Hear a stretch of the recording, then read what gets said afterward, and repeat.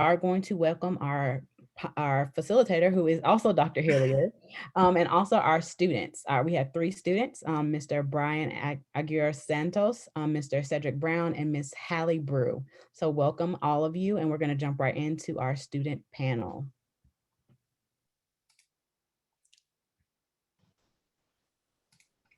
Thank you. I have like manipulating all of these different screens. So we do have our students. We're going to learn with and from them today. You all look great. You are ready to go this afternoon. We're going to begin with introductions, just telling us a little bit about yourself, and we will begin in alphabetical order by first name. So Brian, you're up first. All right. My name is Brian Santos. I'm a junior here in Wake County. I've taken an interest in social justice within the past few years and a major interest in politics, and hope to pursue that in the future one day, either become a politician or some sort of attorney. Thank you, Brian. Haley, you're up next. Hallie Brew. I'm currently a junior also in Wake County. Can you hear me okay? Sometimes my mic has some problems. Just a little louder. And it's Hallie, yes, not Haley. Yes. And I am my school's social justice club president-elect for next year. And I'm also very interested in civic engagement and politics. And I hope to study psychology or political science one day. And I just want to help inspire my friends and keep them engaged in our current political climate, because we have been living through a lot of history this past year that's really important that we need to be engaged in. Thank you, Hallie. Last but not least, Cedric. Hey everyone, my name is Cedric. First off, I just want to say thank you for being here and thank you for having me. I'm currently a senior at Cumberland County, and I'm basically, like my fellow peers here, I'm really interested in public engagement and civil activism, and I hope to study public policy when I attend the University of Chapel Hill this fall. And I'm really hoping to kind of get into law or politics, something like that, but we'll see how it goes. Thank you. All right.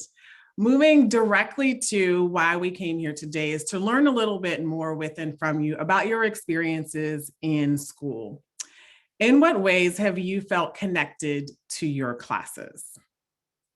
Hallie, we'll begin with you. So the first thing that I wanted to mention was learning about our actual state history. In my hard history and civic engagement class, we actually learned about the Wilmington race riots, and I had no idea what those were before the class, and we lived 2 hours away from Wilmington. Right. So I think that being really engaged in our communities and our state history is important. And then in that same class, we actually watched a documentary called When the Levees Broke about how Hurricane Katrina disproportionately affected the African American community in New Orleans. And I think that learning about these deeper stories that you wouldn't just see in the news is really helpful to stay connected to your classes, because it offers you that extra step of information that we wouldn't usually get. And then a lot of teachers have actually started using passion projects. And I think that that's another great way to stay connected, because you can actually choose what you're interested in, and your engagement's going to be increased when you're researching something that you're interested in. Thank you, Hallie. I actually showed When the Levees Broke in my business law class whenever they learned about property insurance. Let's learn about the realities of property insurance. So I'm glad that that documentary by Spike Lee is still being shown in classes for whatever purposes. Brian, in what ways have you felt connected? Being able to attach our lesson to real world events that are happening today, or events that have happened in the past that light isn't shed upon. For example, in my African American history class, we watched the documentary 13th, and how the war on drugs and mass incarceration disproportionately affected Black and brown communities, and the lasting effects that still has today on our communities. And just being able to stimulate conversation about our communities that we live in today, and how politics has affected our communities heavily. It has helped us engage in a lot of conversation. Yeah, that's great. That's an eye-opening documentary, even for me as an adult. So I'm glad that you're able to get that knowledge way earlier than I was as an adult. So the two of you talked about how you felt connected. How did that impact, that level of engagement, impact learning and achievement for the two of you? So I personally, my like academic achievement is like usually pretty good. That's just the type of student that I am. But ever since you start high school, your teachers really drill into you that you're competing with everyone else in your class. Like you're competing for scholarships and to get into colleges here and all of this different stuff. And I think that this level of engagement makes my work like a lot better. It makes me actually care, because when you care about something, your engagement's going to be increased in it. And I think that that's really important because it makes you feel like less of a number and a statistic, and it makes you feel like your work actually matters. That's such a great point. It makes you care. Brian, how about you? Pretty much the same thing. You feel like you don't feel like it's a chore to learn about these events, and you feel as if you matter, and you can directly relate to these events, and which overall will make you want to actually, like Hallie said, care and do better on these assignments. Thank you. We're going to move to the other side of that. So we've had classes where you felt connected, but let's talk about the classes where you didn't feel connected. So in those classes, what strategies or tools did not work for you? And what would you change about that? I want to start with you, Cedric.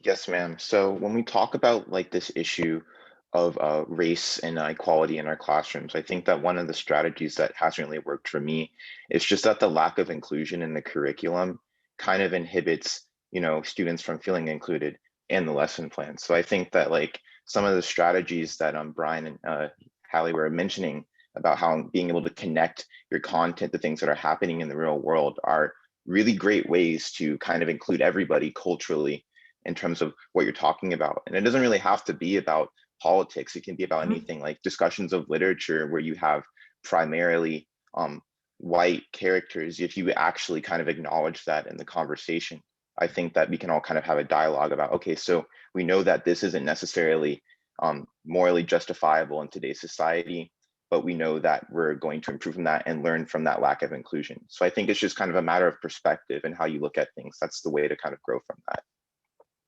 Great advice, Cedric. Brian, how about you? Pretty much the same thing. But I feel as if oftentimes we learn about history from a Eurocentric perspective, and that's all parts of history, including Black and Brown history. They're still taught from a Eurocentric perspective. And I feel like that has to do with wanting to essentially white comfort and white fragility, and wanting to essentially stray away from these hard conversations that we need to have. And I feel like a way we can help that are not only watching documentaries, but also engaging in conversations like this, or even our discussions in the classroom that can help us understand each other, because the majority of our biases come from lack of understanding and lack of knowledge of other cultures and other people. So how did that lack of engagement for the two of you impact your learning and achievement? I know that for me personally, my initial reaction to this lack of disengagement really kind of aided in this feeling of alienation, not only from the content, but also from my teacher or my peers, or from just the class environment itself, because I felt that if I wasn't being represented in the course content, then I wasn't necessarily relevant, period. And so I think that, and to a certain aspect, it kind of aided in me feeling disinterested from my schoolwork or not really caring about it as much, simply because of the fact that I felt that it wasn't including me as a person. So I think that part of me just kind of had to learn how to find outlets where I did feel included and where I did feel like I was being represented, in order to kind of apply myself in different ways. And then, go ahead, Hallie. Hallie. in addition to what he said, when teachers are teaching the same Eurocentric lesson plan, and if my brother, who has graduated from college, if I'm learning about the same thing still that he learned in high school, and if there's no addition to that, where there's a lot of history that's more current that we also need to be learning, I think that it makes my work generic, is like the best way to put it, because you're only going to get out of the class as much as like the teacher is putting in and as much as you want to get out of it. And I think that when teachers fail to engage their students in these more deep ways, it's hard to have enriching work. Yeah, I agree. As a teacher, it was harder to come up with all of those activities that I explained in the opening session. It took hours and hours and hours, but the payoff was worth it.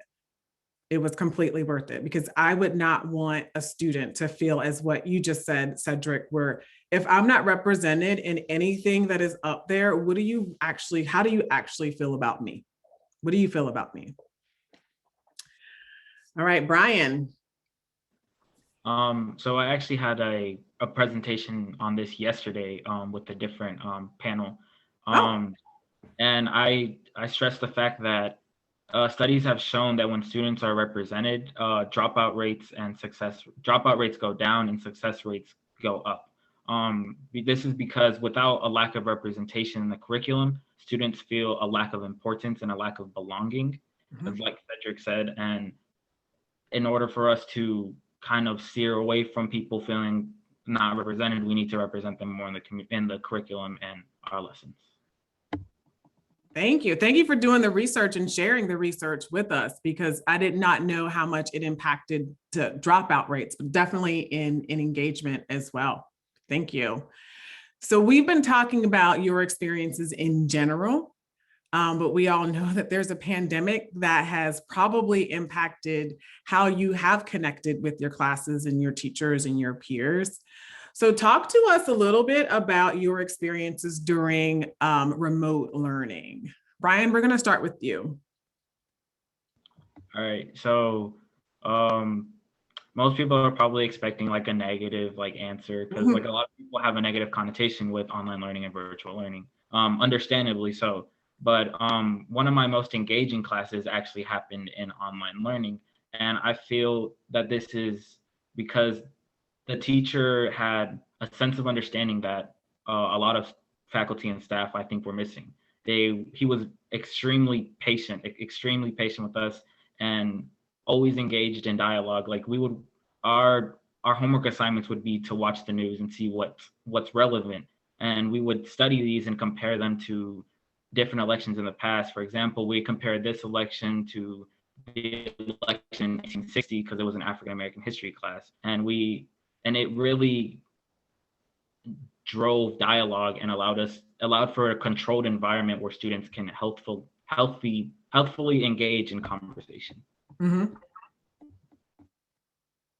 Cedric, how's your experience been? So I'm not going to say that I haven't had an experience that was as pleasurable as Brian's, but I will say that I've seen some glimmers of hope like he has, simply just because of the fact that in this current class I'm taking AP US Government and Politics. My teacher's been the same way, right? So we know that in this current political climate, we kind of are getting to a point in our society where we are forced to have conversations that we're not comfortable with. And we're trying to stop regarding things such as race, gender, sexuality as taboo subjects, right? And I think that what she has done is that she's turned these learning experiences online into ways for us to engage in those conversations. So whenever there's something that's politically significant that happens, rather than continuing with the lesson plan and forgetting that anything ever happened, we sit down and we buckle in and we talk about what happened and we kind of give our thoughts on it, because it's important to have those conversations. Otherwise, we're not going to reach a point of progress in our society. Before we transition to our last question, I get this all the time from teachers. My students won't turn their cameras on. They won't. I'm teaching to a black screen. This can be open to any of the three of you to address, what would you say to a teacher who says, I can't get them to turn their cameras on? I think that it's a lot easier, speaking from experience. Some of the classes that I have right now, I've had the teachers before, and it's really easy to turn on your camera when you know the people in the class, but it's a little bit harder when you're new. And I think that teachers need to take time to do icebreakers and to actually reach out to their students and learn a little bit about them. Because if we're not really comfortable with the teacher, we don't know them, it's a lot less motivating for us to turn on the camera when it's easy enough to just stay in bed and listen to the class. And um, that is to do with like what we're learning too. If it's more enriching and engaging, I'm more likely to turn on my camera and have that conversation with the teacher, you know. Thank you, Hallie. Well, we'll keep going with that into your last bit of advice before we get into some of these questions. What advice would you give educators on how to build more effective relationships with students and community? I know for me personally, I'm very involved in politics and activism, like youth-led nonprofit groups. And one of the things that we stress in these institutions is simply just the matter of education. So I feel that for educators who aren't necessarily from a minority background, I think that educating yourself on the issues that matter, whether it's pertaining to race, sexuality, gender, anything like that, when you have a better understanding of the issues that are facing your students who are affected by those problems in our society, I think it's easier for you to reach out and talk to them about issues that matter, but you're also a lot more empathetic towards the things that they go through. So I think that education is that while your students are learning, you always just have to make sure that you're learning about them as well. I think that's really important. In addition to what Cedric said, I really would like to say, teachers, please reach out to your students, because this last year has been really hard on a lot of our mental health. And I think that mental health also has a really big part of like wanting to be engaged in class and turning on our cameras. And, you know, like a lot of kids can have a bright, happy smile, but that doesn't mean that, you know, we're not dealing with other stuff at home. And I think the news really has a large impact on that, and living through a pandemic in general. So like my biggest piece of advice is to just reach out, like Cedric was saying.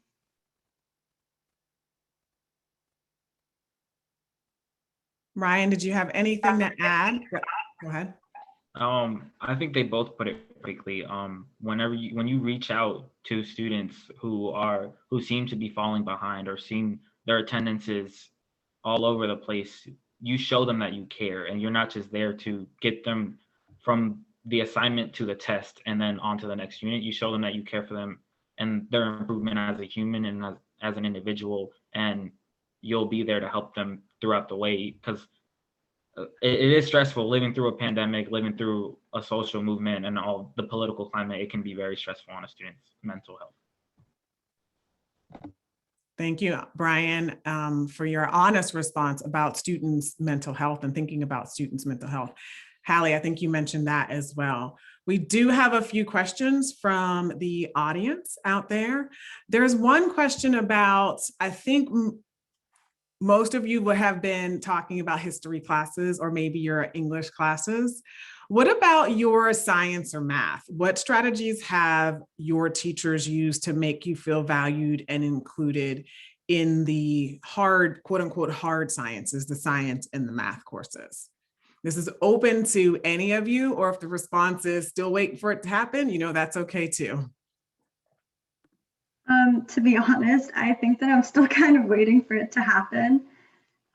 It's definitely more common in like social science, like my psychology class, we often did talk about more current events and those serious issues, but it's almost never a topic in like chemistry or biology or math classes. Unfortunately, I wish it was, but it's usually not. Brian or Cedric, did you have an experience that you could share? Again, no pressure. So I don't necessarily have an experience per se, but I do kind of I kind of have a statistic to share. So like, I think that when you look at the makeup of disaffected students in terms of minorities or anything like that, they do come from backgrounds that put them at a disadvantaged position in society. And so they might need, you might need to pay more attention to their situations or the things that are going on with them to help them understand that you're there for them and that you're going to ensure that their success is your priority. I think that just kind of paying attention to the fact that, you know, they may not be as advantaged as everybody else is something that's really important to keep in mind. Yes, thank you for sharing. I personally did have a few positive experiences in the science classes, and it wasn't that the chemistry teacher I had in the 10th or 11th grade was relating it to, you know, the quote unquote Black community. It was that it was an engaging class. He talked for 10 minutes. We got up and we did experiments. Like, we didn't sit there at all. And it was, you know, it was just movement and activity, and it wasn't straight, you know, 90, 60 minutes of it. I have a colleague who taught biology in Durham, and I mean, she related everything to the community. If we're talking about diabetes, guess what? You're going to be interviewing people in your family who have diabetes. You know, if we're talking about, obviously, biology teachers should be relating everything, right, you know, to the world that's happening around them. But I want to get to some other questions, but I do want it to be noted that it's kind of like still waiting for it to happen for our panelists. And we do have a leaky STEM pipeline as well. I see a connection there. There's a question about, do you think that minority history and social justice issues should be mandatory for all students? What would it look like in that type of class? Open conversations. I think that it 100% should be mandatory, because in the past year, social media has come into this a lot. With the spread of information, whether it's true or false, but there's been like a lot of proof, like video with people who have died at the hands of police brutality and stuff. And I think that when we're talking about social justice, we need to teach this, because a lot of people choose to not to see it through their own lens. And I think that if we're not looking at it in a way where we can actually make change and progress, it's not going to help. Yeah. Okay. Do you think the North Carolina these people are asking you some big questions. So if you need a couple of seconds to think about it, take it. Do you think the North Carolina public school curriculum content is equitable? While you think about that, Brian, also someone would love to have that reference to the stat that you just talked about, if you have it. If not, it's okay. So do you think the North Carolina public school curriculum, which I'm assuming that you have been through K through 12, unless you came from another state, is equitable?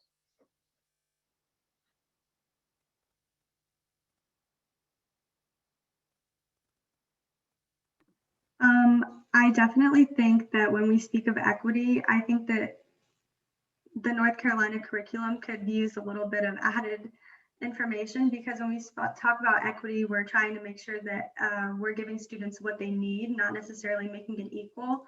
And I think that a lot of students definitely could use a boost talking about their history, not just white American history, but actually talking about different cultures and ethnicities and races. And I think that the North Carolina curriculum needs more of that. My response to that, I think that currently, no, because I feel that an ideal equitable curriculum would require things like having to have students take African American history, or things like that, that would require a breadth, I guess, like a broad viewpoint of all different types of cultures that expose students to different types of viewpoints and ideologies.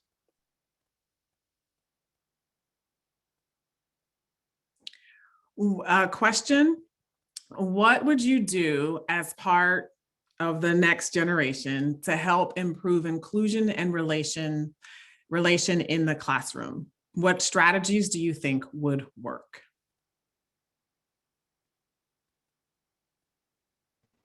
I don't mean to beat the dead horse here, but I beat feel it. like It's fine. Beat it. We need to hear it.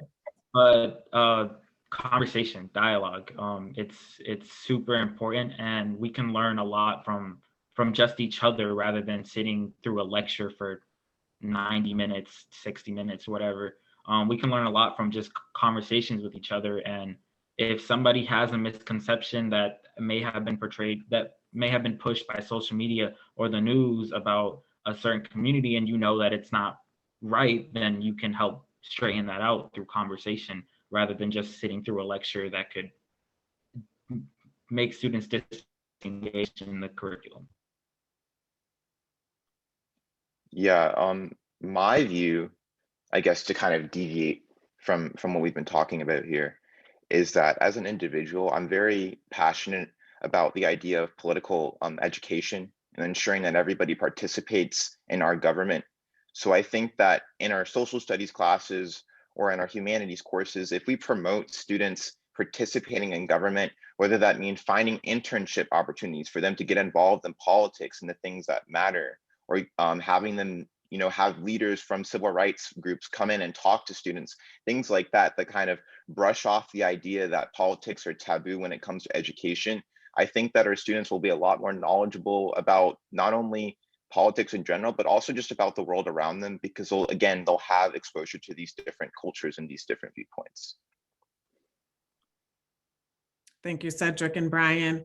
I had a question in the beginning about when did you first all see yourself in class materials or discussions? Also, when did you feel connected to your teacher or teachers based on aspects of your identity? And I want you to think back, because we always kind of think about what's happening right now, but it could have been in middle school, elementary school. So I want you to think about, when did you first have that connection, that class that you couldn't wait to get to, that class that you couldn't wait to do the work for because you didn't want to disappoint the teacher? When did that first happen? So I went to a private Catholic school. So pretty much my whole life, I was really surrounded by people that didn't look like me. And my freshman year, I took an African-American literature class, and every single day I was running to that class. The teacher is amazing. I think he's in here right now, but the teacher is absolutely amazing. And he made sure that every single person in that class was involved and they knew something about their history. And to be honest, like, I didn't know anything. Like, all of my understanding of African-American history comes from that class, all of it. So.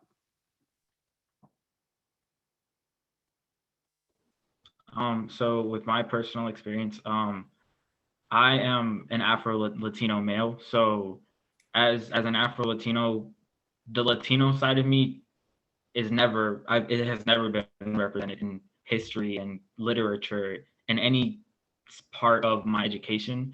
So I feel like including, especially in Carolina, where we have such a large Latino student body, we need to include that into our curriculum in whatever way possible, because right now only the Black side of me is portrayed in any curriculum, and it's not even, I feel as if it's not even as well as it could be. I'm trying not to jump in. Absolutely. I'm just trying to like nod my head, because Hallie and I have had the same experience. I went to a Catholic school, then I went to a predominantly white school. And for me, it was ninth grade for you, but it was, graduate school for me, where I finally had a connection with a teacher, and I couldn't wait to get to that class, and I couldn't wait to see what was happening. And I bugged that poor woman during her office hours all the time. I know she was sick of me, because once you get that, you just get this excitement about school that I have never had before. Cedric, did you have one? If not, we have time for 2 more questions. Just to not really. I think that I'm still waiting on that, to be honest with you. Gotcha. Mm-hmm. A quick question, because this is a webinar for educators. Are any of you interested in a career in education? Anyone can become a teacher. Education through activism. All right, Guy Hill, you put them on the spot, but at that point, just keep it open, keep it in mind that, because I didn't know I was going to be in this point in time either. So one last question before we transition on. I'm trying not to do duplicate questions that we have already had, but I'm going to come up. I want to know, So many times we talk about the pandemic and how it's going to transform education. Brian and Hallie, you talked about classes really weren't that bad. You've actually had some pretty positive experiences. As we move on from being shocked that we're doing remote learning to, being comfortable-ish with remote learning, what would you like to see that this pandemic changes for education? I think it's allowed students to take more control over how they learn best, if that makes sense. Like, it's allowed me to work more around my schedule and my time, and I actually really enjoy that. Like, I like having the option of like, this is when I'm going to turn in this assignment and this assignment. Whereas if we were in school, it would just kind of be like, this is due like at the end of class. And I actually enjoyed having more of a control over all of that. What other shifts would you like to see in school that maybe because of the pandemic or that just need to happen? Brian or Cedric? I think that the climate that surrounded the I guess like the pandemic in terms of the George Floyd occurrence and stuff like that have really created a climate where a lot of my fellow students feel passionate about issues that matter. And I think that maybe like a year ago, I would have said, oh, it's probably going to die out. People always get really rallied up over something and then it kind of fizzles out. But I really think that like the climate of the pandemic plus the police brutality over the summer has really created a passion in youth to promote, to fight for equity and equality. And I think that that's something that needs to be honored in their education as we move forward as well. Thank you. Final word, Brian, what do you wish shifts, changes would happen to better your school experience? Kind of to piggyback off of what Cedric just said, I feel like in the conversation of racial equity and racism, we're always reactive to it. We're never proactive. We need to educate our students to not only be not racist, but actively anti-racist in school and in their communities. And we need to learn as a society to not be reactive to racism, but to know how to face it head on before problems like police brutality, mass incarceration, before those problems start. And I feel like it all boils down to politics in the end, in my opinion. So getting our youth active in politics, registering them to vote, if we could do that through schools, and that would be amazing. I feel like that's something we need to establish. Thank you, Brian. Thank you, Hallie. Thank you, Cedric, for being so open and so honest and allowing us for the past 40 minutes learning with and from all of you as educators. Sometimes we're in a classroom, we've got 30 students. We really don't have the time to understand what we need to do, the changes that we need to make to improve our practice. And the three of you gave us that knowledge, gave us those skills, gave us those strategies today. So on behalf of everyone who is in this current webinar, I thank all three of you. So thank you so much. I see all the thank yous coming in the chat too. So I just want to give you a second to give everyone a round of applause. You were amazing. The answers to these questions, I have no words. So thank you all for being here. As you can see, our attendees are thanking you all. If you guys have friends that you want to share this student panel with, I recommend that you go to our student resource page for the Dudley Flood Center, which we will put the link in the chat for you to share with other folks who are not able to be here tonight. And we're just going to take a couple minutes to transition over to our educators because these students gave us our perspective. We really want to hear from educators who have been able to, implement some of these aspects into their classroom before the pandemic and now during the pandemic. So again, thank you for being here and give us a few seconds to switch over. Thank you to Dr. Hilliard for moderating and opening us up. This has been wonderful. Thank you all.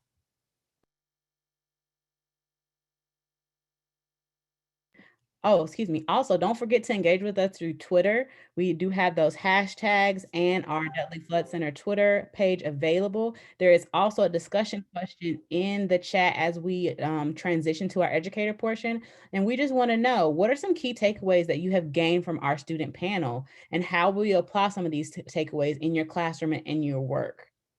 So one thing that I know that the Dudley Flood Center is doing, and the key takeaways that we have gotten from this, is that our students are more than capable to talk about these hard topics. It's many times us as adults who have trouble doing that because we ourselves are so afraid to say something that's wrong or to offend someone. But our students, as you can tell, they are ready to have these discussions. They're willing to have these discussions, and they are highlighting how important it is to have these discussions, especially when you want to see those outcomes academically, socially, emotionally. Our students are there, and they just need us to help them get to where they need to be so they can be the leaders of tomorrow.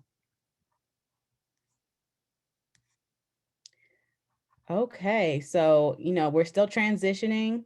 We're going to have our educators come on. So again, we have our educator panelists here. And I'm going to turn it over to Dr. Allen, who is our facilitator. She is also a Flood Center Advisory Board member, just like Dr. Hilliard is. And Dr. Allen is a professor at High Point University. She is currently teaching our teacher candidates about these topics. So she was more than a perfect choice to moderate this panelist. And I'm so excited to hear from all of our educators because they're doing wonderful things in the classroom, training some teachers, working in districts. So thank you all for attending. And I'm going to let you guys jump right into it. Good afternoon, everyone. What an amazing first hour. Oh my gosh, our students are phenomenal. Look at listen to what they've told us and just how they are engaging and want to engage even more with their teachers. Now let's hear from our teachers, our educators, and let's hear all of the wonderful things that they have been doing to engage their students as well. Panelists, will you take a moment, please, to introduce yourself and to give us just a brief background, your leadership background? How about you start us, Mr. Scott? Hi, everyone. My name is Daniel Scott. I am a band director in the eastern part of North Carolina in Onslow County at Swansboro High School. It's really interesting because as I was sitting and listening to the student panel, I'm 27, so I'm only in 5th year of teaching, so I'm not like really far into my teaching career. But many of the things that like Cedric was talking about or Hallie, I was like, oh my God, I learned that this summer. And so I'm really impressed by what they were doing and what they were saying, and also really inspired by the passion that they had. And, the passion that they had is also the passion that I started to get as I was doing more research this past summer. And I've been lucky to be a part of the Regional Teacher of the Year team. I am the 2020 Burroughs Wellcome Fund Southeast Region Teacher of the Year. And through that experience, we're doing a considerable amount of equity work across the state. And in addition to that, I'm lucky to be a part of the Educational Policy Fellowship Program, and I am actually on the Racial Equity Policy Group. So we're going to be talking about how we can actually build policy in to create more of an equitable experience for all of our races and all of our students across the board. So I'm really happy to be here today, and I'm excited to be on this panel with these great people. Thank you, Mr. Scott. Miss Bria Wright. Hi, I am Bria Wright. I teach 2nd grade currently in Wake County. I teach at Hortons Creek Elementary School. This is my 5th year of teaching. I taught kindergarten for a year. I taught 5th grade for 3 years, and now I am in 2nd grade. So kind of gone the beginning of elementary, the end, and now I'm in the middle.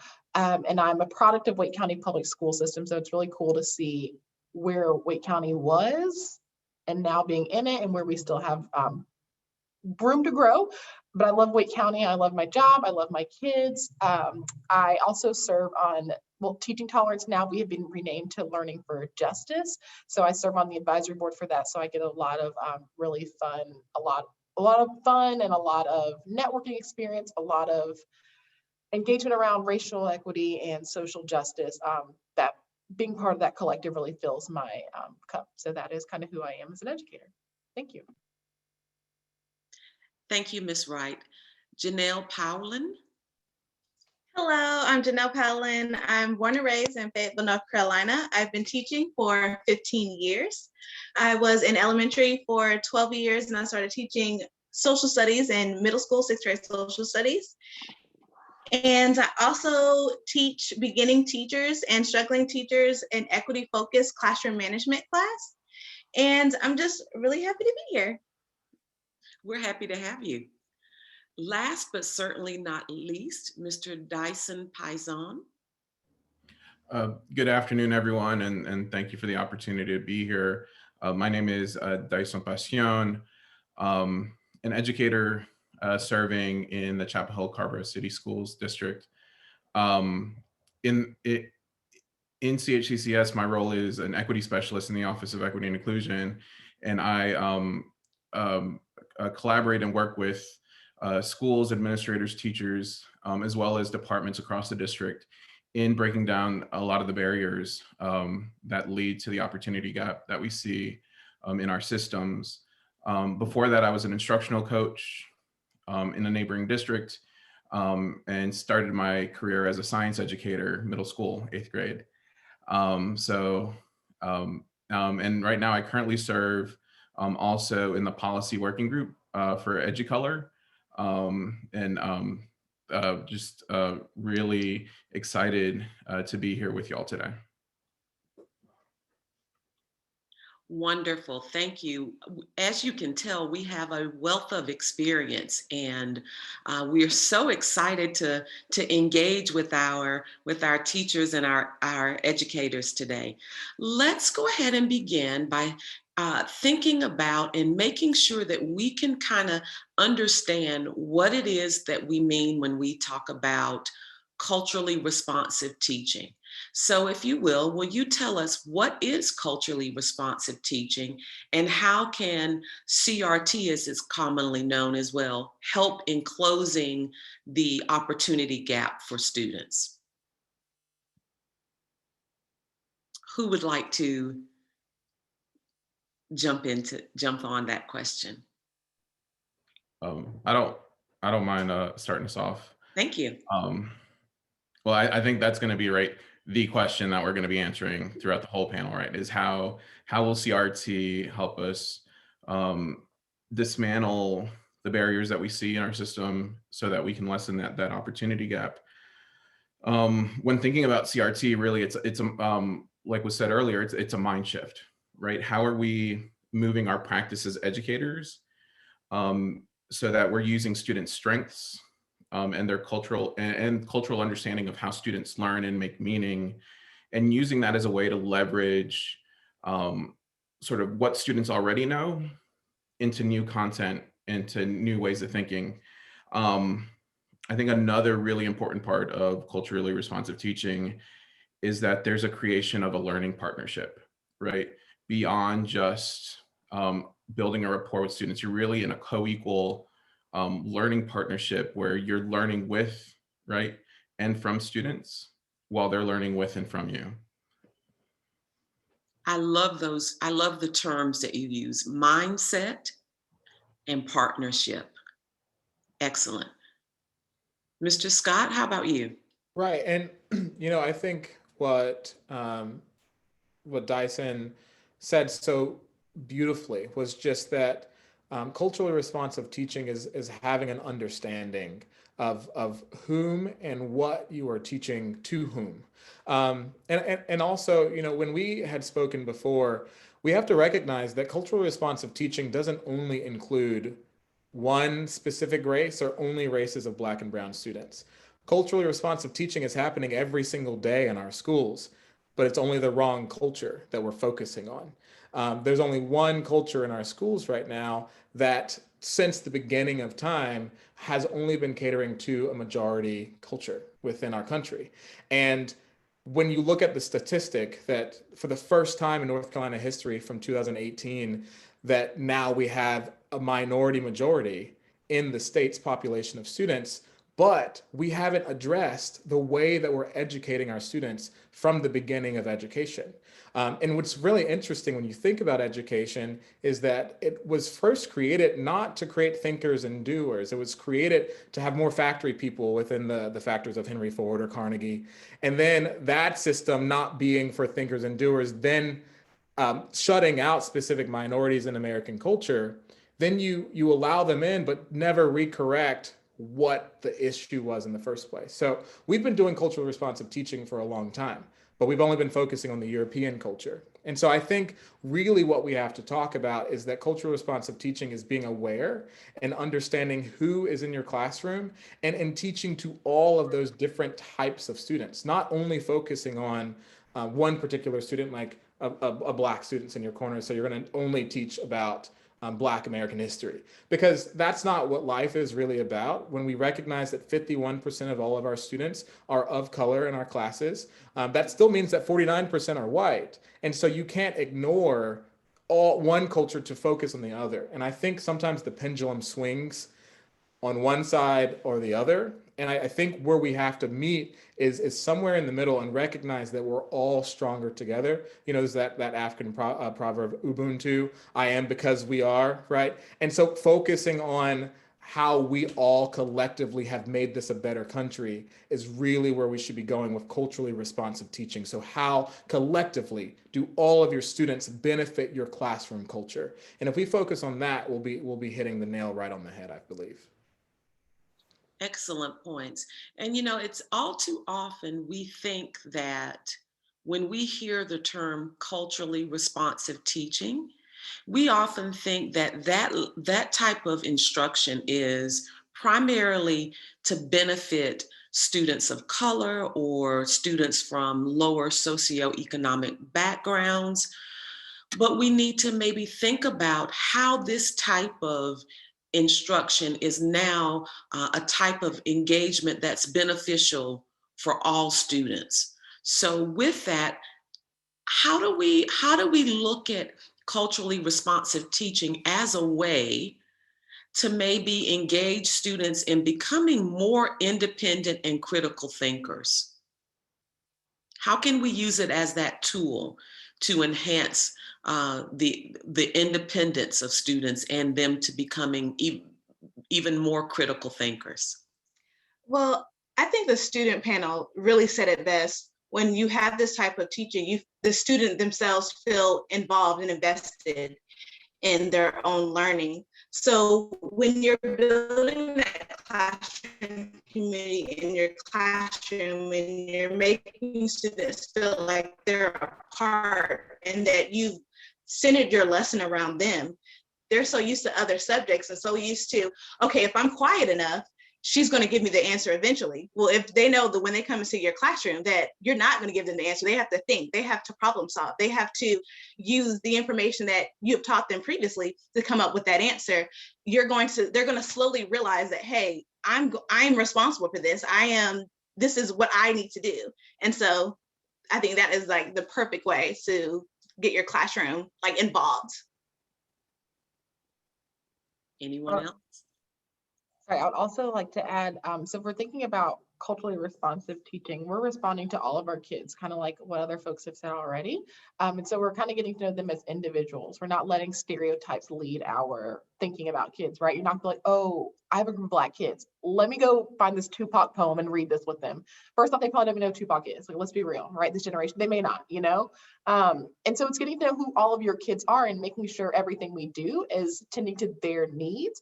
And so once kids feel like their needs are met and they can engage and they don't feel as triggered, they don't feel as nervous coming into your space, they know that you're doing what you need to help them, so they can already come in without that cognitive load, so they can go ahead and engage more in academic work if you've already set up a space where students feel like they can be their full selves, because they, number one, know you trust them, and number two, you've gotten to know them. And when we think about helping them become critical thinkers, before we can even have them become critical thinkers, they have to just know that we care about them. So until we have a strong, trusting relationship between students and ourselves, then that's not going to happen. So students really have to know that you care about them with every ounce of your being, and that every day is a new day, right? So even if something happened yesterday that wasn't, ideal, we're going to start over fresh with a new day, and giving kids kind of that grace that we need. Because I know I don't always come as my best self every single day to work. I try to, but we all have our days. So, giving kids grace. And I think that's a huge part of being a culturally responsive educator, recognizing that different things are going on in kids' lives and we have to be responsive to them, right? That's the big part I feel like sometimes we're missing of culturally responsive is that word response. We're responding to who our kids are and what they bring to the table every single day. And that may change, and that's okay. I love the way you spoke of addressing the stereotypes, making sure that students know that we care, and also every day is a new day. It seems as though culturally responsive teaching oftentimes goes hand in hand in how we help students to become resilient. And we're looking at resiliency and not just helping students to bounce back, but to bounce forward when they are facing adversities and making sure that they are safe, they are protected, they're in a nurturing environment so that they can continue to bounce forward and be successful. Let's think of this, okay? Let's pretend that you all are now state legislatures and you get to click your heels and you get to think about what changes, what, if any changes, need to be made to state policies to ensure that all teachers are able and prepared to deliver culturally responsive and engaging pedagogies. What would you like to see changed? Yes, I'll jump into this one because it's something I've actually been researching and thinking about because I'm on the Educational Policy Fellowship program, and I'm looking at this specifically. And something a question that I had asked and a question that I was curious of when I was going through one of the sessions was, can policy create empathy? Mhm. Can policy be the thing that creates that sense of understanding and empathy that has to happen within our culture for more people to recognize that it's not us against them, but all of us against the adversities that exist for humans, right? When I was thinking about that question, how can policy drive empathy into people? And one of the things that is a really big push that we're pushing for is to have more educators of color in the classroom, which I absolutely agree with. I'm an educator of color in the classroom. I think that it's really important. The first time I ever had someone who looked like me was my junior year in college, right? It's teaching me and showing me where I could be in a vision of myself. And I think that's very important. But when you look at the state's numbers right now, you see that 53% of our students are of color and only 21% of our teachers are of color. And so we make that push to where we get more teachers of color within the classroom. Maybe we make marginal percentage change, 15% more, 20% more. But what do we then do with the other 70% that are still not of color in the classroom? I think one of our focuses and policies should be towards getting a legislative decision or a change within the teacher preparation program in the state of North Carolina. We should get it to where there has to be a stipulation that says that all teachers who are wanting to teach in North Carolina have to have a classroom that is about either culturally responsive teaching, but more specifically, a class or a class in college that teaches you about different cultures. Being a Black male, I've not been in many spaces where I am of the majority, but I had a chance to go to Jamaica not last November, but the one before that in 2019. And that was one of the coolest experiences I've ever had of being able to walk into a restaurant and everyone from the restaurant owner to the people who were taking the trash out were all of color.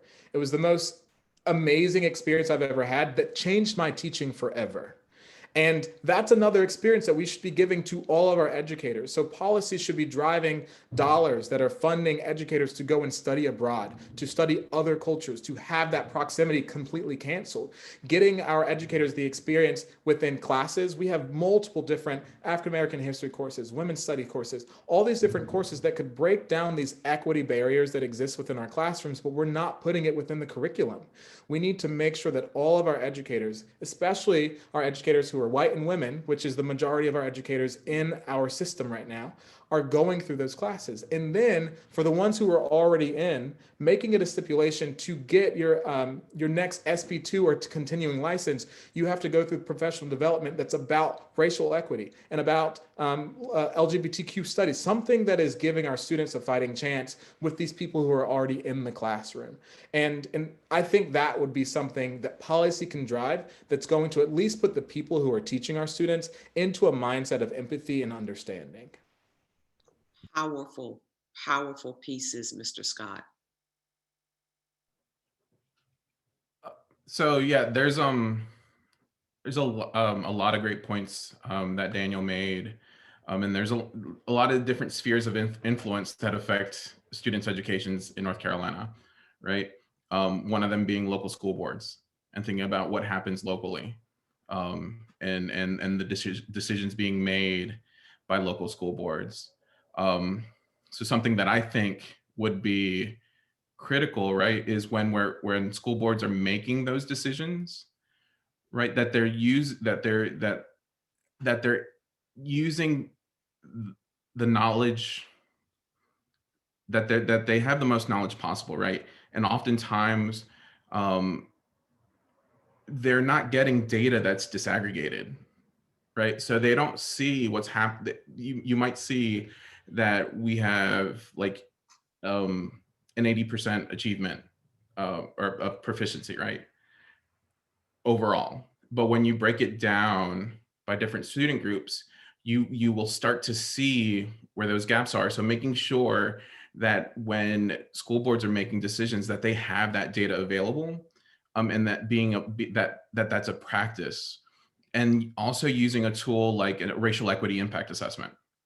So we use one in the district from Race Forward, where when we are making decisions and as we are planning, right, for different programs or policies, we use a racial equity impact assessment to take us through a series of questions to see what will that policy or what will that program affect, right? We look at stakeholder engagement for however this policy will benefit or impact. Are those people at the table? Have they been providing feedback and input from the beginning, right? Are we looking at root causes, right?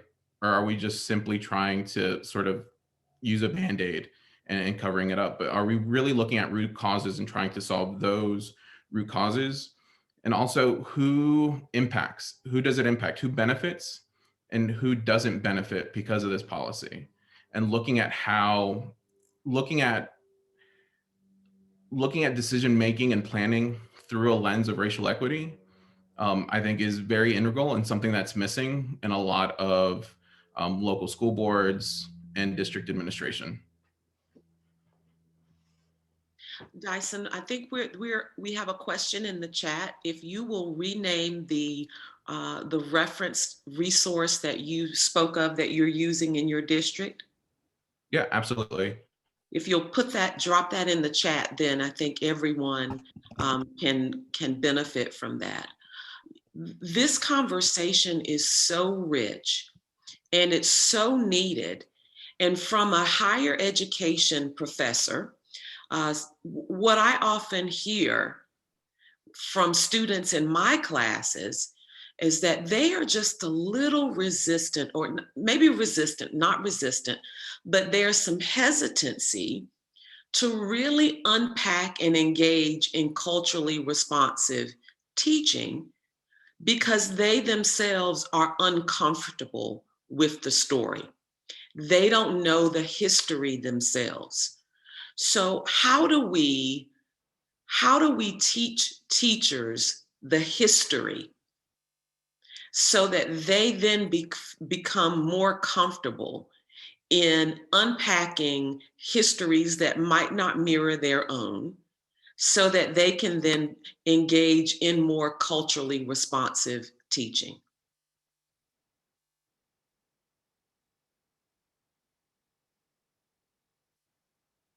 Anyone? Miss Wright, would you like to just jump in and try it? Yeah, sure. So I think the first thing, like, we can just look at data, right? Like, we can easily look in, right? We don't love, but the state and apparently our government loves standardized testing, right? So let's look at the data. Who's not doing well, right? Let's look and see who's not doing well. And when we look at it, we see that our Black students traditionally are not doing well. Now, we know a lot of that is because standardized testing has lots of loopholes, has lots of faults. It is by no means a accurate measure of student learning. There's also standardized testing is built on racism. So we have to recognize that. So as soon as we can recognize that, I think that highlights the urgency of why we have to be culturally responsive educators. Culturally responsive educators are not pushing the EOG and saying, we have to get ready for this and do an EOG boot camp, right? Culturally responsive educators are thinking about who their students are and how we can help them learn and grow. And understanding that assessment may not look the same for every single student. As long as I'm getting you to learn, that's all that matters to me.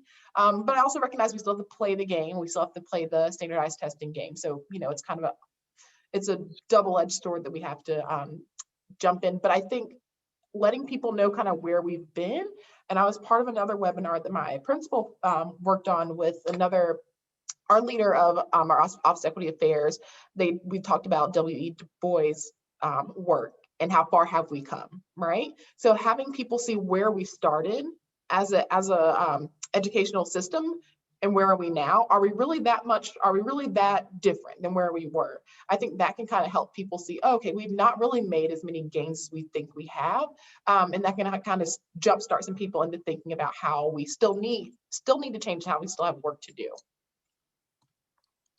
Wow.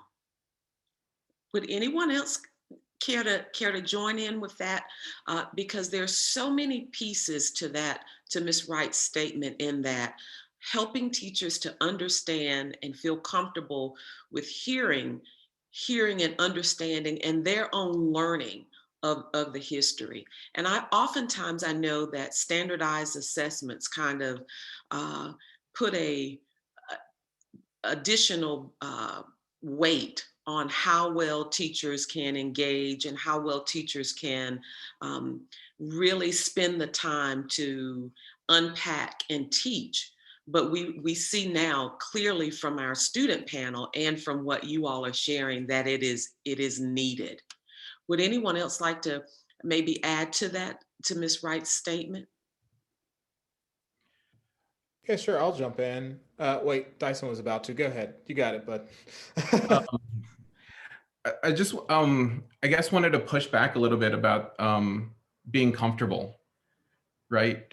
Like one of the norms that we have whenever we're engaged in these conversations is that expect discomfort and know that you're going to be uncomfortable, right? So we don't have time anymore to wait for people to be comfortable, right? We need people uncomfortable. We need that discomfort. We need that cognitive dissonance, right? So that we can affect change. Absolutely. And we also know that during periods of being uncomfortable is where you experience growth, and stepping out of your own comfort zone to grow and learn. Thank you for that. Did you want to add to that, Mr. Scott? I was also thinking, when we were talking about, or one of the students brought up the documentary that's about New Orleans and how they watched that in their class, and they were talking about the disenfranchised people who were in New Orleans and the people of color and what they went through compared to non. And I was just thinking, if I were in that class and I were, imagining that I was a teacher who was of European descent and I was teaching that class, I would think of it from a human perspective, not just from a color perspective. So yes, you need to understand the cultures of your students in the class, but more importantly, being a good human being. And if you see people struggling and you see specific cultures within our country struggling, come from the human perspective. And I think that being an ally within this fight, or being an advocate and then being an ally, what's the difference between an advocate and an ally? An advocate is a person who says, I understand and I believe, but an ally is a person who's like connected through family or through relationship, right? And so when you see other people who are being harmed and they're a member of your family, they're a member of your classroom community, you should approach it like an ally who is seeing your brother being harmed through the other things that this country has done. And so as a human being, I cannot allow for my brother to be harmed any longer. It needs to be coming from a place more of passion. So when you are looking at the history, it should fire you up. It shouldn't make you feel uncomfortable. It should make you feel like, I have students in my class who identify with these people. I have students who are from immigrant families who identify with the struggle at the border right now. I need to be fired up about this because my students are my family. They are my lifeblood. And so when I think of it, it kind of gets me fired up to think that there are people who would rather be comfortable as opposed to seeing their students as someone who is a part of their life and that they need to see them as family. And when you look at people as family, you don't let people mess with your family. And so if your students are of color and they identify with these issues, you need to identify with these issues. Stop being an advocate and be an ally in this fight. You know, that's just where I stand on that. Awesome. Let's talk about some of the strategies and tools that you all are using in your classrooms to engage students in lessons. Share with us what those tools are, and have any of these tools changed since the onset of virtual learning, since we've been in remote learning? Have these tools changed? What are they? Just share with us what you're using in your classrooms. I'll start. Can you guys hear me? My internet has been cutting up all day. Yes. I'm good? Okay. All right. So the most important thing is to build that classroom community, letting your kids know that you care for them, you love them, and not only you and the student, is the whole entire class. Like, those are your brothers, those are your sisters, building that classroom community. Also doing assessments, like knowing their learning styles, knowing how they learn best. And when you do things at the beginning of the school year, it's not just to pass time. Like when you're doing those get to know me, all about me activities. I teach middle school and I still do the all about me slides or posters, because it gives me a glimpse inside of their lives, inside of their house, what they enjoy, what they don't enjoy. And so I get to know, because I ask questions like, what's your favorite subject? And I get to know more about them. Just asking questions, getting them up and moving. I'm middle school, but I do stations. They're going around, they're asking each other questions. They're involved in their own learning. They're creating questions that are going to be asked later. And so just making it seem like this is not Miss Palin's class, this is our class. And just really making your class feel like they're a unit. How has this changed since the pandemic? It's changed a lot. But I've just had to still really engage. Like I have kids that aren't showing up to class. So I'm having to write, I miss you letters. I miss you when you're not a part of this class. Something is missing. Please email me what's going on, what's wrong, instead of like hitting them with a hammer. Why aren't you here? I make them feel like, hey, there's a part of our class missing, because it is. And then even though the kids don't keep their cameras on as much, I do get to glimpse inside of their homes sometimes. And that has been a completely like eye-opening experience, because I get to see that I'm worried about you getting this problem done, but you're watching your little siblings and you're washing dishes during the school day, and you're responsible for making lunches and dinners and things like that. So I get a little glimpse inside of what they go through every day. Perfect. Ms. Wright? Yeah, I was going to say that what I've kind of learned, so I actually just transitioned last week back to teaching in person after teaching virtually since the beginning of the year, and it was a mind shift. But what I think kind of teeter-tottering both worlds, good teaching is good teaching, and teachers that care about teachers are just teachers that care about teachers that care about students, are teachers that care about students, right? So kind of like Ms. Powell was just saying, like circling back to the getting to know you stuff and always kind of coming back to that, right? How can I incorporate what my students are interested in is something that's been really big for me this year. my kids love Among Us. I don't really think it's like age appropriate for second grade, but they love Among Us. So we like try to take the things that the parts that they're interested in. And like, even if the math problem just has an Among Us character above it, like engagement just skyrockets, right? So that's part of their culture as the, these 2021 little kiddos, second graders, like that's part of something that's important to them. So how can we bring that in? I think that's important to recognize as culturally responsive education. Culture does not always just mean what food do you like, what music do you like to listen to, what historical figures, like it's other things too, right? There's current things in context that we can engage in and connect with for students.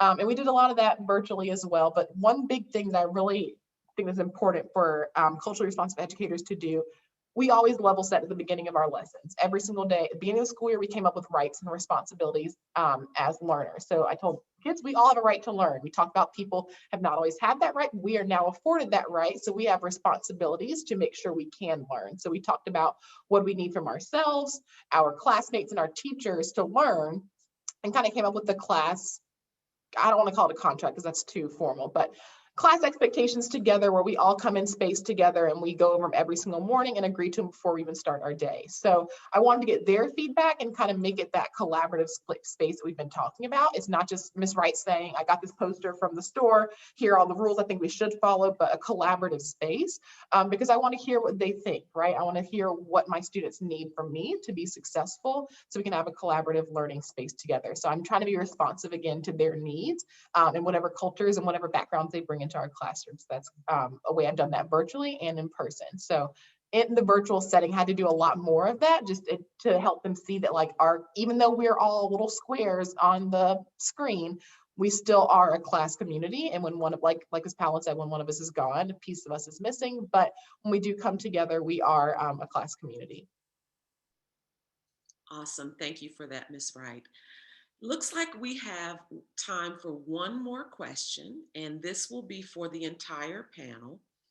So if you could offer advice or maybe words of wisdom, or as I like to call them, pearls of wisdom, what would you offer or what would you give other educators what advice would you give them on their journey in creating more culturally responsive and engaging classrooms? What would be your words of wisdom for them? I'll start. I would say know your biases, know your triggers, know the things that upset you easily and try to overcome that and be aware of it. Because if you're not aware of it, it's going to show up in your classroom, it's going to show up in your teaching, it's going to show up in your lesson plans. So be aware.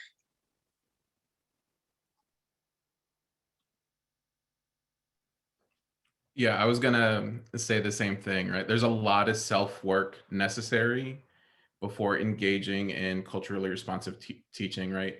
And while you may have the best of intentions in trying to do this work, if you are not ready, if you've not done the work yourself, you may be inflicting more trauma, right? Than the intention that you set out for. So I would say to really do the work on self, and to really learn, like, how do I need to change sort of my practices? What is the mind shift that's necessary? What are the biases that walk into the building with me every day and that I need to check, right? I think a great resource that I always go back to is Culturally Responsive Teaching in the Brain by Dr. Zaretta Hammond. So much in there that that helps me in my work. So that's sort of my advice. If you have not read that yet, I think that would be a good starting point. I actually use that same text in my classroom, in my classes with at High Point University. It's one of my favorite books to use when I'm teaching others about culturally responsive pedagogy. So for me, one of the things that I'm thinking of, I'll just give you a little bit of a backstory. At Swansboro High School, we have 87% white students at our school. And so as the band director of the school, I'm teaching majorly white students. And so if you are a teacher who is going through the same experience, and maybe you are of color like me, or you're not of color, and you're thinking, what are ways that I can approach this experience by teaching? I think first and foremost, meeting the students where they are and recognizing if you are a high school teacher, your kids know a lot more about this than you think that they do. That's the first thing I'll say. Because social media is all consuming, and all of the information that's out there is floating above. And so essentially what you want to start with is recognizing the culture within your classroom. And as you're going through the culture within your classroom, there are ways to build that from elementary all the way through high school. I did a session earlier this year for UNCW, and we were talking, myself and Maggie Murphy, who's another regional teacher, we were talking about how you can start with building your classroom community in elementary school, recognizing that that is all about how building culture within community in the classroom. And you can do that by asking the students about their own individual cultures, about their parents, their families, where are their grandparents from specifically, asking questions, or where your great grandparents from. Now recognize that if you go too far back, some of the students in your class aren't going to be able to tell you much about that. And then being aware of that as well, and then digging into that with your students. Elementary school students are not too young to figure out why one student is able to track their grandparents all the way back to 4 grades and why another one only knows their grandparent. That's something that's important to talk about at that age. When you get to middle school, you start to branch that out to how can I now build my understanding into the community around me? So not just my classroom community, but my school community, and then larger community. And then when you get into high school, it's about how can you use the information and knowledge that I have gained to build community out of my actual self. So not how can I benefit my community, but how can I help with building community amongst people. And I think that's something that I've been really trying to do within my classes, is that we celebrate every single culture. I'm the band director, obviously. So we focus on the music that exists within different holidays.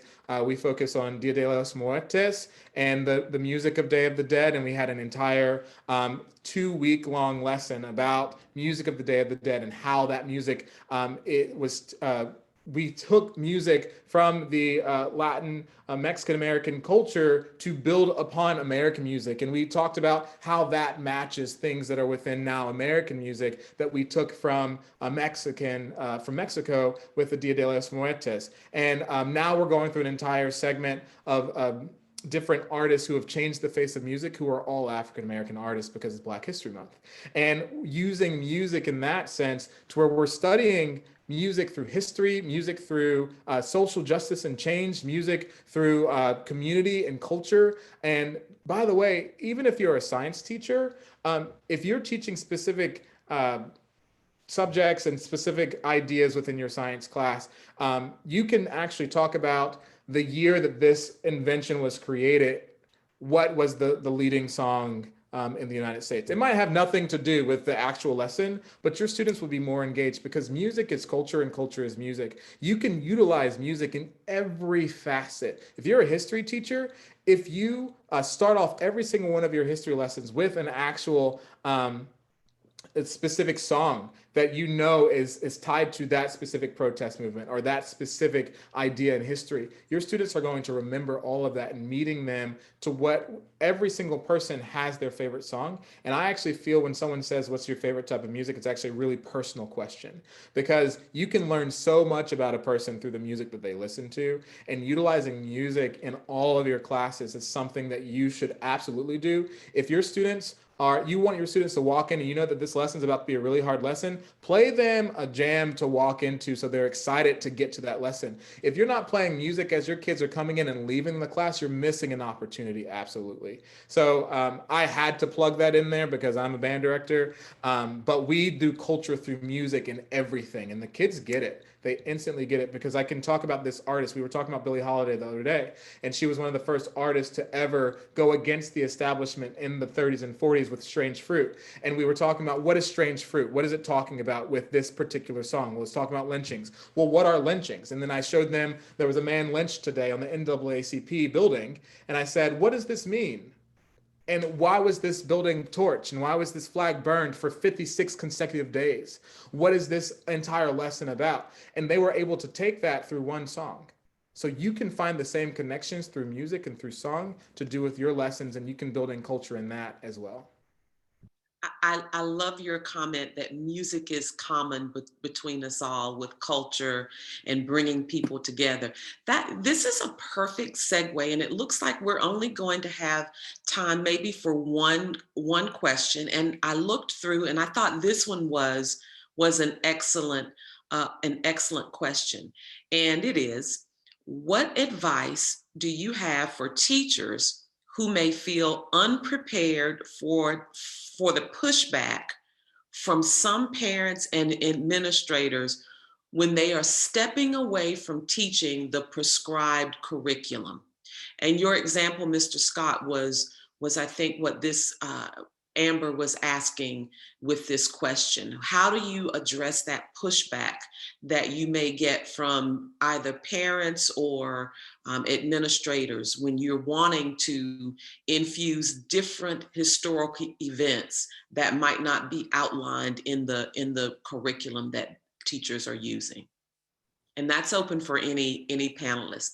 Go ahead, Ms. Powell. I love that question. I actually saw it in the chat and I was like, ooh, can we answer that? I love that question because when the events happened at the Capitol not too long ago, I talked about it in my classroom, and that was not a popular thing to do, but I did it in a delicate way, and I let the kids have a discussion about what was going on and what they thought. I didn't put in my own personal thoughts, views, opinions. I let them speak. And what I had to do is I had to do my research, go back into my standards, and make sure that what I was teaching went back to my standards. So if there was a question, a comment, someone that didn't like what I said, well, H2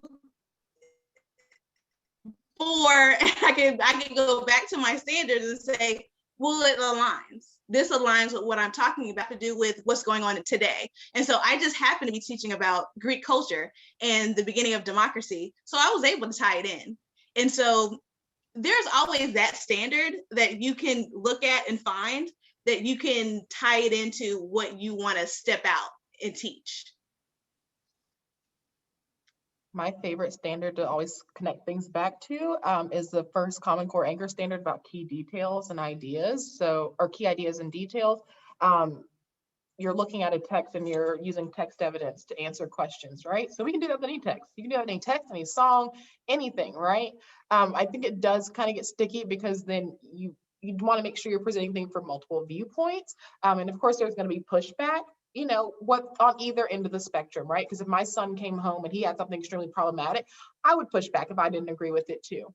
But what I may not agree with may not be what another teacher disagrees with. But when these things happen, I think it's really important for us to make sure that we have close communication with families, right? We don't want to do it. You don't want to do it in like quiet and not really, ruffle feathers. I think when you have open communication between yourself and families or caregivers and letting them know, they can kind of build that trust with you. Because I would have conversation when Take a Knee was going on with my fifth graders a few years ago. We had a conversation. We started with a news ELA article. And I let the kids kind of make their own decisions and give their own perspective. I didn't really give my perspective. I just kind of say, well, what do you think about this? And they were able to have conversations. We didn't all agree. The kids didn't even agree, but setting up and understanding that it's okay if we don't agree, but we still need to push for what's right, right? So we need to still push for what's right and what's just and what's equitable for all people. I think that's really important to center the conversation. But again, just communicating with families, I feel like has been really important.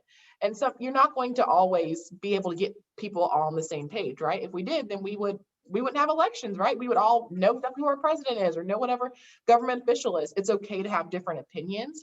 I don't want to necessarily say we have to like learn to respect other people's opinions, but we should be able to still be in space and share space with people and not, downgrade other people and talk bad at other people just because they don't agree with you. So I think teaching students how to be civil with each other is important, but also just making sure we can connect with families and say, like, I'm not pushing an agenda, because I feel like that's the first word that comes up. There's an agenda being pushed, right? They're trying to push the Black agenda or the LGBTQIA agenda. Like, no, like we're just teaching. And it's okay if there's pushback. My dad always says when there is pushback, you're getting the right people who need to hear it, getting them riled up. So I've had pushback, I know for myself. Like I have families who have reached out to my principal out concerns, but I think it's also really important to make sure your administration knows too. So don't go into a conversation that you know would be really hot and heavy without your admin knowing, because they don't want to get families to reach out to them or caregivers being like, hey, what's going on? Getting that blessing and that good grace from administration is important. And if administrators don't agree, is that a place where, you know, you feel like you can learn it, you can grow as an educator too, right? Because there are administrators that will support you in making sure that you are educating our students the best way possible about the future and or the history and our future. And I just jumping in because I think Bree just said it all. But one of the things I was thinking about was, you know, we have to be really careful as educators not to teach our students what to think, but teach them how to be critical thinkers. That was something that I really struggled with, especially when I was coming off hot from the summer and I was ready to jump in, you know, and I was going in. And I had one student on one of my first semester survey who said, you know, America's a great country and you make us feel like it's not. And I was like, oh my God. Okay.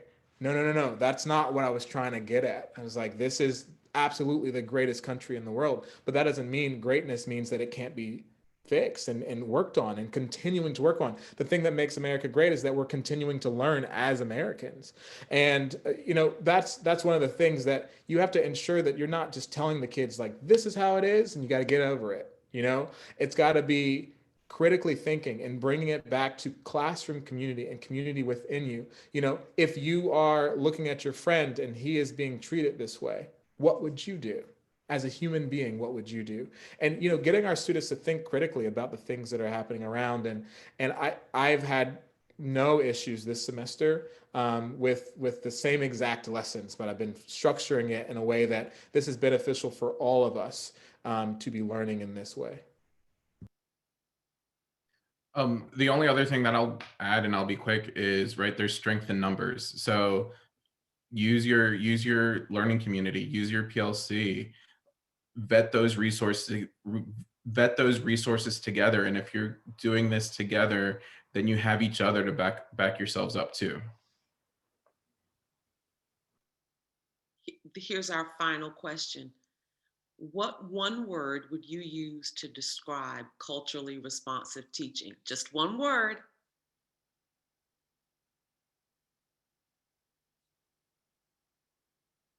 I'm going to jump in first so no one else takes my word. To me, it's understanding. For me, it's engaging.